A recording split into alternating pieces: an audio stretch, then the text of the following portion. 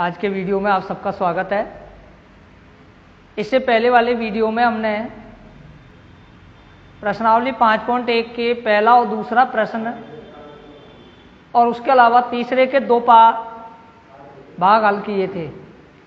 आज हम 5.1 के प्रश्नावली 5.1 के क्वेश्चन नंबर तीसरे पार्ट से प्रश्नों को हल करेंगे।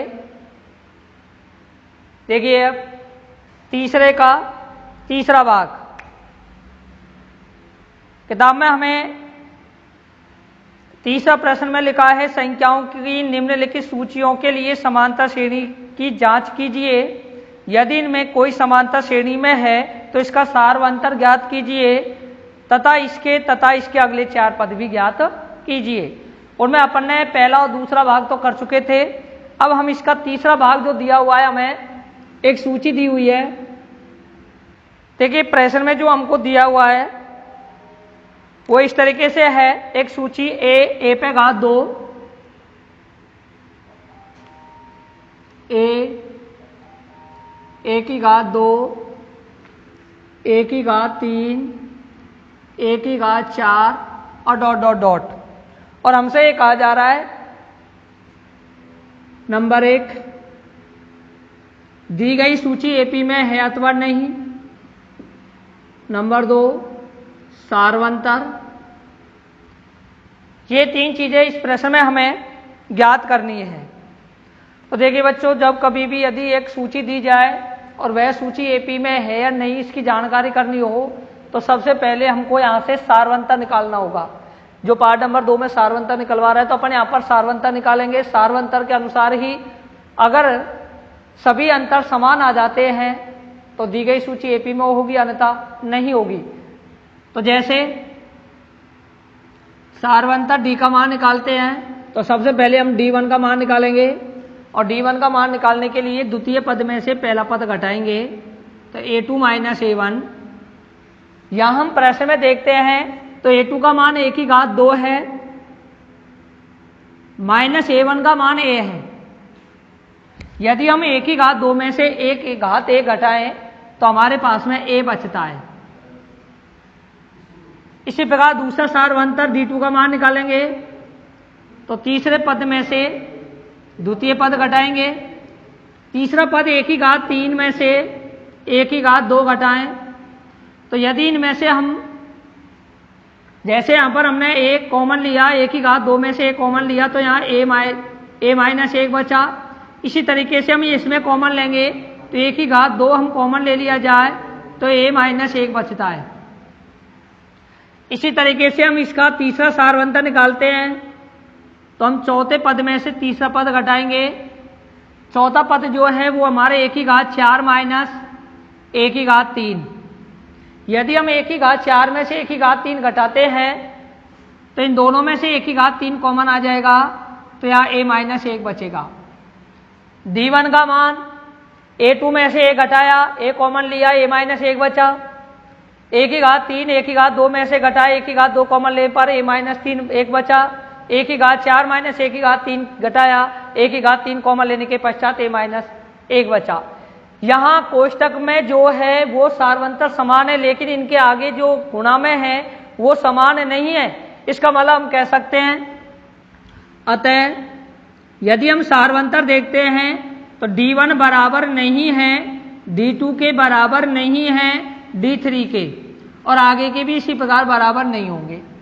यदि किसी सूची में प्रत्येक स्थिति का अंतर D1, D2, D3, D4 ऐसे अंतर निकालते हैं और वह अंतर समान नहीं आता है तो कहा जाता है कि दी गई सूची एपी में नहीं है। तो इसका मतलब यहाँ पर अंतर समान नहीं है तो हम यहाँ पर लिखेंगे, अतः यदि किसी प्रश्न की दी गई सूची एपी में नहीं होती है तो उसका सार्वंतर ज्ञात नहीं कर सकते, और यदि सार्वंतर ज्ञात नहीं होगा तो इससे अगले पद भी हम ज्ञात नहीं कर सकते। इसलिए इस प्रश्न का उत्तर यही समाप्त हो जाएगा। तो इस तरीके से तीसरे पार्ट का तीसरा भाग जो है वो हमें हल करना है।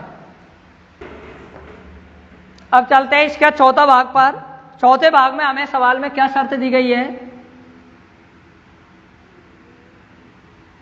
प्रश्न में दे रखा है सूची में √3, √6, √9, √12 आगे डॉट डॉट डॉट। देखिए ये प्रश्न हमें एक वर्गमूल में दिए हुए हैं, एक अपरिमेय के रूप में दी गई है और इन संख्याओं का हमें पहले ये जानकारी करनी है कि ये अपरिमेय संख्याएं जो दी गई हैं ये भी एपी में हो सकती हैं क्या। यदि ये एपी में है तो हम सारवंतर निकालेंगे, सारवंतर समान आ गया तो एपी सूची में, अन्यथा नहीं है। तो देखते हैं, पहली बात तो हमें ज्ञात करना है कि दी गई सूची में है या नहीं है। दूसरी बात हमें ज्ञात करनी है सारवंतर डी का मान। तीसरी बात यहां ज्ञात करनी है अगले 4 पद। तो देखिए सबसे पहले हम यहां पर सारवंतर निकालते हैं, जैसे पहले प्रश्न में हमने कर चुके हैं उसी तरीके से। और सारवंतर निकालने के लिए सबसे पहले D1 का मान निकालते हैं और D1 का मान निकालने के लिए द्वितीय पद में से प्रथम पद को घटाते हैं। यहां पर हम देखते हैं द्वितीय पद है √6 और पहला पद है √3, तो हम यहां पर √6 में से √3 घटाएंगे। एक बात ध्यान रखना, यदि हम √6 में से √3 घटाते हैं तो हम सीधा ये नहीं कह सकते कि 6 में के 3 गए और बच गए √3, नहीं। यदि √6 में से √3 घटाना है तो हम पहले 6 के अभाज्य गुणनखंड करते हैं, तो 2 तिया 6 और 3 एकम 3। इसी प्रकार 3 के गुणनखंड करते हैं तो 3 एकम 3 इस प्रकार प्राप्त होता है। तो इसका मतलब यहां पर हम कह सकते हैं कि √6 बराबर होगा √2 इंटू √। इस तरीके से हमने पहले 6 के गुणनखंड किए तो यहां से हमें प्राप्त होता है √2 गुणा √3 माइनस √3। अब इन दोनों पदों में से हम यहां पर √3 कॉमन ले सकते हैं, तो अगले स्टेप में हमने √3 कॉमन लिया। जैसे √3 कॉमन लिया गया तो यहां बचता है √2 और इधर माइनस का 1। तो इस तरीके से D1 का मान √3 अंडर कोष्टक में √2 माइनस 1 प्राप्त हुआ। अब निकालते हैं दूसरा सारवंतर D2 का मान। दूसरा सारवंतर निकालने के लिए तीसरे पद में से द्वितीय पद घटाएंगे, तो मतलब A3 माइनस A2 मतलब √9 माइनस √6। इसी तरीके से हम यदि √9 के अभाज्य गुणनखंड करते हैं तो हम √3 गुणा √3 लिख सकते हैं। √6 के गुणनखंड √2 गुणा √3 है, तो यहां से हमें प्राप्त हो सकता है √3 गुणा √3 माइनस √2 गुणा √3। अच्छा, इन दोनों में से देखा जाए इसमें और इसमें से तो कॉमन आ सकता है √3 और उसके पश्चात हमारे पास बचेगा √3 माइनस √2। अब हम D1 और D2 को देखते हैं, तो ये तो है √3 कॉमन, यहाँ भी √3 कॉमन समान है, लेकिन इसके अंदर आने वाली संख्याएं समान हैं। तो यही हमें पता चल चुका है कि यह सूची एपी में नहीं होगी। एक अंतर और देख लेते हैं अपन, जैसे इसका तीसरा अंतर है D3। D3 निकालने के लिए चौथे पद में से हमें तीसरा पद घटाना होगा और चौथा पद है √12 माइनस करेंगे √9। इसी तरीके से यदि हम √12 के टुकड़े करते हैं तो इसको हम लिख सकते हैं √3 गुणा √2 गुणा √2, या हम कह सकते हैं √3 गुणा 4 रूट में। तो इसका हमने यहां से कॉमन लेने के पश्चात हमें प्राप्त होता है कि √3 गुणा √4 माइनस √3 गुणा √3। अच्छा, इन दोनों में से यदि हम कॉमन लें तो इसमें और इसमें से कॉमन आ जाएगा √3, तो हमारे पास बचेगा √4 माइनस √3। इस तरीके से हम देखते हैं। तो प्रत्येक स्थिति में सारवंतर समान नहीं है तो हम ये कहेंगे कि दी गई सूची एपी में नहीं होगी। तो यहां से हम कह सकते हैं अतः सारवंतर D का मान जो आया D1 बराबर नहीं है D2 के, बराबर नहीं है D3 के, और आगे भी इसी प्रकार बराबर नहीं होगा। तो हम कह सकते हैं कि दी गई सूची एपी में नहीं है।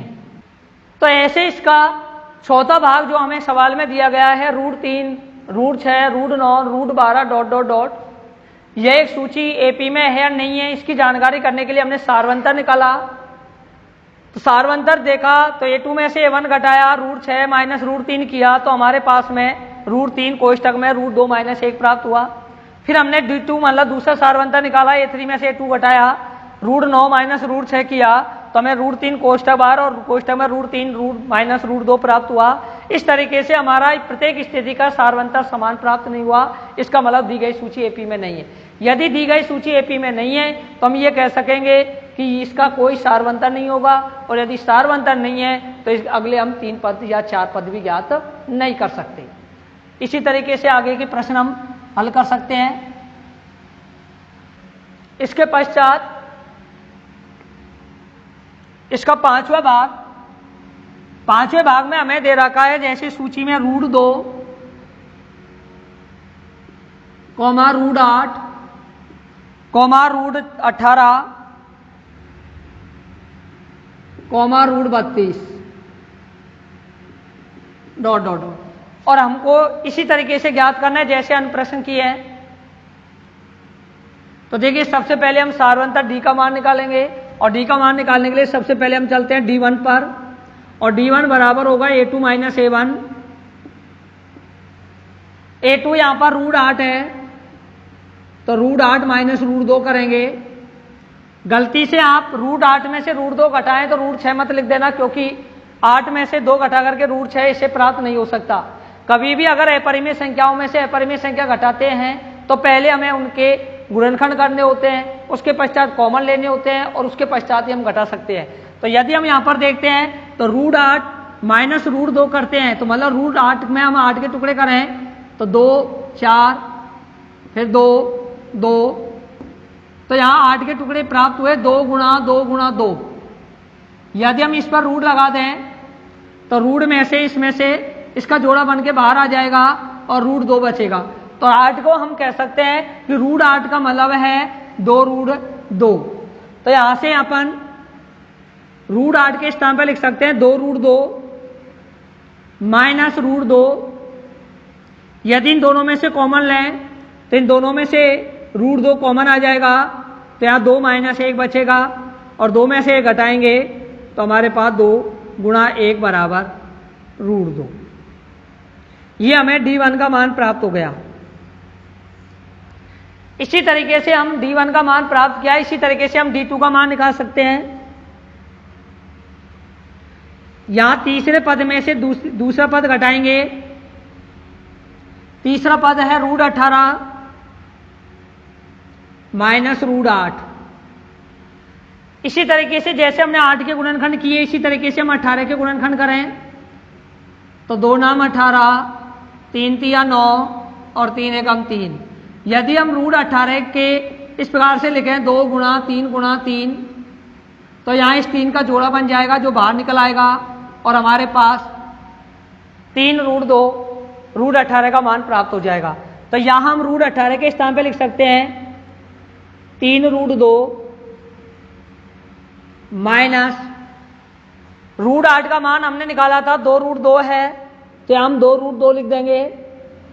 इन दोनों में से √2 कॉमन आ जाएगा, तो यहाँ 3 माइनस 2 बचेगा, और 3 में से 2 गया तो 1 बचेगा, और 1 को हम √2 से गुणा करेंगे तो √2 प्राप्त हो जाएगा। तो इसका सारवंतर D2 बराबर भी √2 हमें प्राप्त हो चुका है। इस तरीके से D1 और D2 हमें समान प्राप्त हो चुके हैं। अब हम एक सारवंतर और देखते हैं कि अगला सारवंतर भी समान है क्या इसके। तो हम निकालते हैं D3 का मान। D3 बराबर A4 माइनस A3। D3 बराबर A4 है √32 माइनस √18। जैसे हमने √18 का वर्गमूल करके अपन ने मान निकाला, इसी तरीके से हम √32 का भी निकाल सकते हैं। यदि हम 32 के टुकड़े करते हैं तो 2 16 बार, 2 8 बार, 2 4 बार, 2 2 बार और 2 1 बार, मतलब 32 √32 का मतलब है हमें प्राप्त होगा रूट में 2 गुणा 2 गुणा 2 गुणा 2 गुणा 2। इसमें से एक 2 का ये जोड़ा बन गया, दूसरा ये जोड़ा बन गया, तो मतलब 2 गुणा 2 बाहर जोड़े से बाहर आ गया और रूट 2 बचा, जिसको हम 4 रूट 2 लिख सकते हैं। इसका कहने का मतलब है कि यहाँ पर यदि हम रूट 32 के स्थान पर लिखें तो हम 4 रूट 2 लिख सकते हैं। तो D3 बराबर 4 रूट 2 माइनस रूट 18 का मान हम पहले निकाल चुके हैं जो 3 रूट 2 है।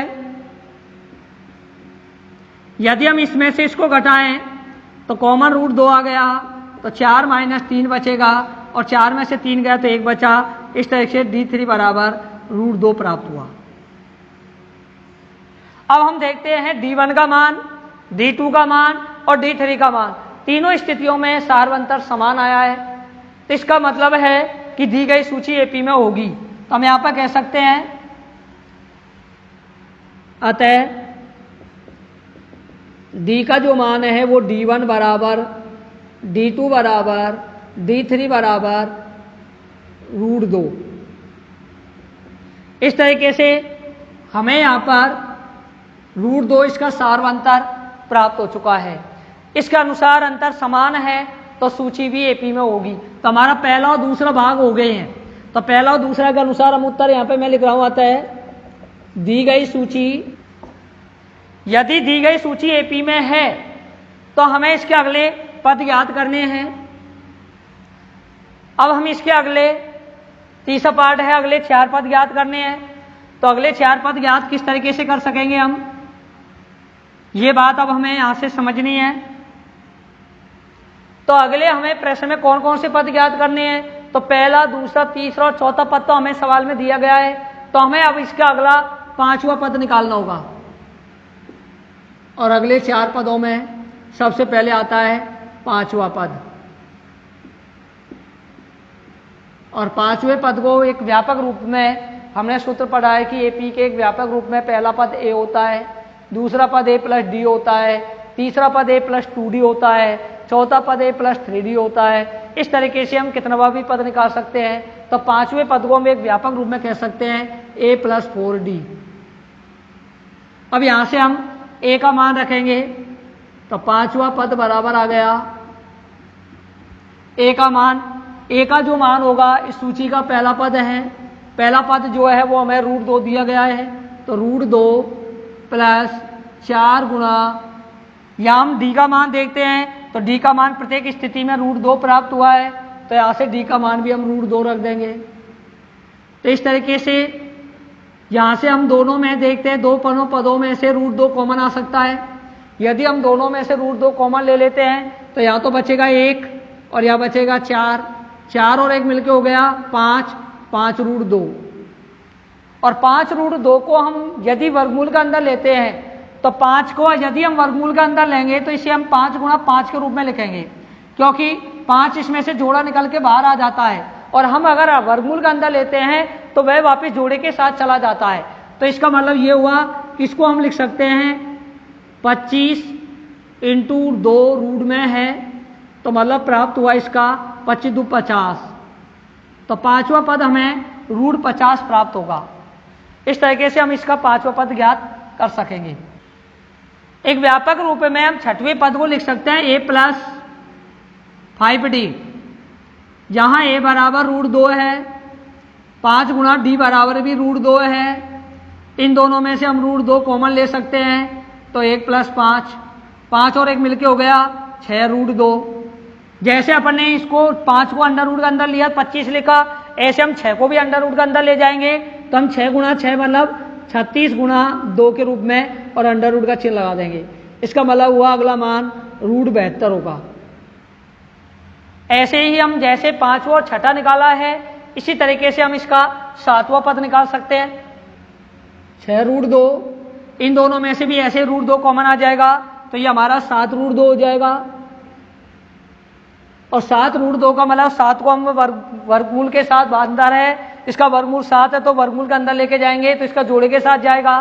तो हम इसको लिख सकते हैं 7 7 49 गुणा 2 रूट में, और 49 गुणा 2 करते हैं तो 2 नाम 18, आस लगी 1, 2 दून 4 और 1 9, रूट में 98। इसी तरीके से जैसे हमने 5वां 6ठा और 7वां पद निकाला है, ऐसे इसका 8वां पद निकाला जा सकता है। तो इसके अगले पद हम इस प्रकार से ज्ञात कर सकते हैं। तो ये हमारा इस तरीके का क्वेश्चन नंबर जो हमारा तीसरा है, इसके अंदर लगभग ऐसे ही हमें 8 भाग दिए हुए हैं। 8 में से मैंने आपको 5 भाग करा दिए हैं। इस तरीके से आप अन्य सवालों को भी हल कर सकते हो। अब इसके बाद मैं इसका एक प्रश्न नंबर 7वां ले रहा हूं। इसका 7वां भाग, 6वां भाग आप लोग खुद कर सकते हैं। 6वें भाग में हमें जैसे सवाल में दे रखा है एक सूची A, 2A, 3A, 4A dot dot dot. इस सवाल को आप लोग इसी तरीके से ये चीज़ें ज्ञात करनी है, इनकी तरह हल करना है। तो आप लोग इस प्रश्न को खुद करेंगे। अब मैं इसका एक 7वां भाग समझा रहा हूं। 7वें भाग में सवाल के अंदर हमें क्या दिया हुआ है, तो सवाल में लिखा हुआ है 0.2, 0.22, 0.222 और आगे डॉट डॉट डॉट। इसकी हमें जानकारी करनी है कि ये सूची में एपी में है अथवा नहीं, और एपी में तो सारवंतर क्या है, और सारवंतर ज्ञात हो जाता है तो इसके अगले 4 पद हमें ज्ञात करने हैं। तो सबसे पहले हम इसी तरीके से सारवंतर निकालते हैं। सारवंतर निकालने के लिए सबसे पहले D1 का मान, और D1 बराबर लिखेंगे A2 माइनस A1, या A2 का मान है 0.22, इसमें से घटाएंगे 0.2। देखिए एक बात ध्यान रखना, जैसे यहाँ पर घटाएं साधारणतः 0.22, इसमें से हमें घटाना है 0.2। तो आप ध्यान रखें कि 0 और पॉइंट के बाद 2 लिखा है, आगे अगर अंक नहीं है तो आपको अपने मन से 0 लगा के इस प्रकार लिख सकेंगे 0.20, और आप इसमें से इसको घटाएं तो 2 0.0 हमें प्राप्त होता है 0.22। तो इसका जो अंतर हमें D1 बराबर प्राप्त होगा वो हमें 0.02 प्राप्त होगा। इसी तरीके से हम सारवंतर D2 दूसरा निकालते हैं। तीसरे पद में से द्वितीय पद घटाएंगे। तीसरा पद में है 0.222 माइनस 0.22। यदि इसी तरीके से हम यहाँ पर घटाते हैं तो यहाँ पर जैसे लिखा है 0.222 और यहाँ लिखा है 0.22। अब यहाँ इकाई का अंक नीचे नहीं है तो आप अपने मन से इस प्रकार 0 लगाओगे और आप इसको घटाओगे तो यहाँ बचेगा 2 0 0.0। तो हमारे पास अगला जो अंतर प्राप्त होगा वो हमें प्राप्त होगा 0.002। अब इसके बाद अगला हमें कोई अंक नहीं दिया हुआ है तो हमको केवल 2 ही अंतर निकालने हैं। ये ही दोनों अंतर समान नहीं है, ये है 0.02, ये है 0.002। तो हमारा D1 D2 के बराबर नहीं है। अगर ये ही बराबर नहीं है तो अगले पद भी बराबर नहीं हो सकते। तो यहां पर हम लिखेंगे अतः सारवंतर D जो हमने निकाला वो D1 बराबर नहीं है D2 के, इसी प्रकार आगे के सारवंतर भी बराबर नहीं होंगे। यदि सारवंतर समान नहीं है तो हम कह सकते हैं कि दी गई सूची। तो इस तरीके से हम इस प्रश्न को हल कर सकते हैं। पुनः देख ले एक बार, एक सूची दी गई है 0.2, 0.22, 0.222, फिर आगे डॉट डॉट डॉट लिखा हुआ है। हमें ज्ञात करना है दी गई सूची एपी में है अथवा नहीं, सारवंतर और अगले 4 पद। सारवंतर ज्ञात होने पर ही हमें सूची का पता चलेगा, इसलिए हम सबसे पहले सारवंतर D का मान निकालेंगे। सारवंतर D का मान निकालने के लिए पहले D1 निकालोगे, फिर D2 निकालोगे, फिर D3। हम यहाँ पर D1 का मान निकालने के लिए द्वितीय पद में से प्रथम पद घटाएंगे। D2 का मान निकालने के लिए द्वितीय में से प्रथम में, तृतीय में से द्वितीय घटाएंगे। यदि ये सभी अंतर समान आ जाता है तो दी गई सूची एपी में। यदि हमारे एक भी अंतर समान नहीं आता है तो दी गई सूची एपी में नहीं है। तो जैसे यहाँ D1 का मान 0.22, D2 का मान 0.002 आया है, यह इसके बराबर नहीं है तो इसका मतलब यह दी गई सूची एपी में नहीं है। इस तरीके से हम इसके 8 भाग हैं जिनको हल किया जा सकता है। ऐसा ही इसका एक 8वां सवाल मैं आपको बोर्ड पे लिख रहा हूं जो आप लोग इसी तरीके से कर सकते हैं। हमें सवाल में दिया है सूची 3 गुणा 3 प्लस √2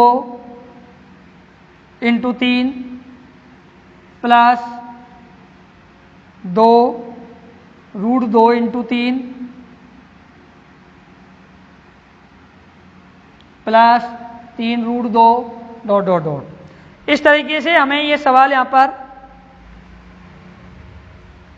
इस सवाल में थोड़ा इस तरीके से है। सवाल नंबर जो इसका 8वां भाग है वो हमको इस तरीके से दिया हुआ है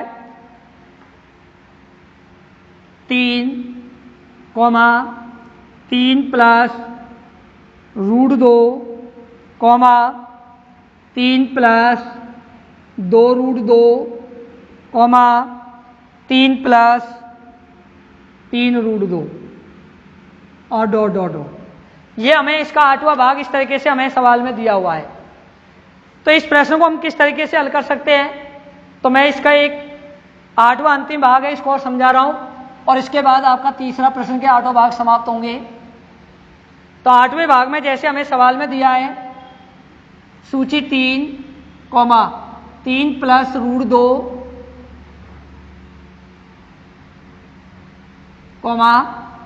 3 प्लस 2 √2,